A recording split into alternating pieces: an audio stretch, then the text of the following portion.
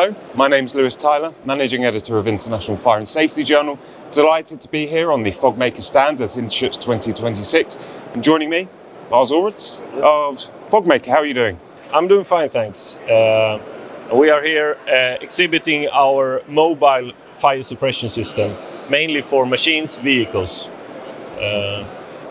And in terms of, this has been, you were saying earlier, it's been quite a showstopper at the event so far. So what's the feedback been in terms of what this can do?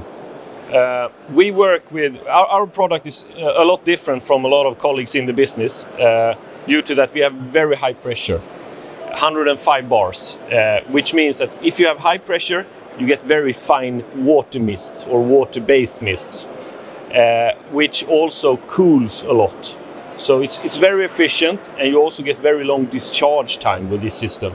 So when, for example, a powder system has a discharge time of like 10 seconds, we can have up to 90 seconds with this system. So we cool a lot, and that's the main difference, I would say. And then we were talking before, regarding what makes you guys different from so many others in the market. So maybe just talk about how what you guys do is slightly different from the rest of the market. I would say, as I mentioned, the product, the higher pressure, and regarding how we work internally is we are a lot based on working together with the OEMs. We have a very widespread partner or dealer network. So we actually, work in both ends of the business, both with the manufacturers of the machines and vehicles, and also, of course, with the end customers, the fleet managers of. It could either be like mining machines, it could be buses, it could be trucks, in any field where it is a mobile need for fire suppression. And then we spoke about, obviously we're seeing an influx of battery vehicle fires. It's specifically in buses, but you said to me earlier that actually the industry needs to look beyond buses because there's a larger issue. Yeah. I mean, for buses we have a legislation in Europe, especially for ICE or internal combustion engines. And now the demand for electrical ones are coming in. And our system works perfectly also with electrical vehicles, but there is no legislation on that.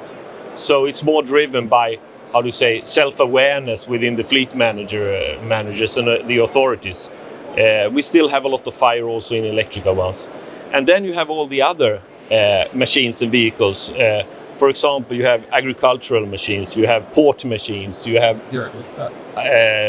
machines at the airport that also have a huge risk of fire, and where you need a fire suppression system because first to save lives, but then also, of course, to save a lot of property.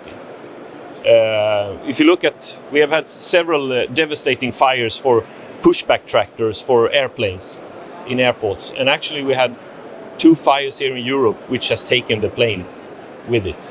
So huge need for this, and we think that the insurance companies should demand these kind of systems more, because it would be good for the market, it would be good for the fire safety in general in several different areas.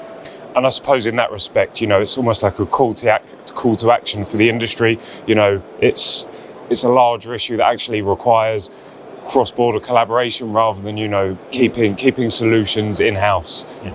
Yes. And then in terms of how you work with, the insurance companies, legislators, how do you go about that, and how important is that to tackle vehicle fires? Yeah, we work a lot with, increasing the awareness. We are, for example, members now of IATA for the aviation industry. We are members of Port Equipment Manufacturers Associations. And we make, together with our colleagues in the business, white papers. We speak a lot with insurance companies to increase the awareness.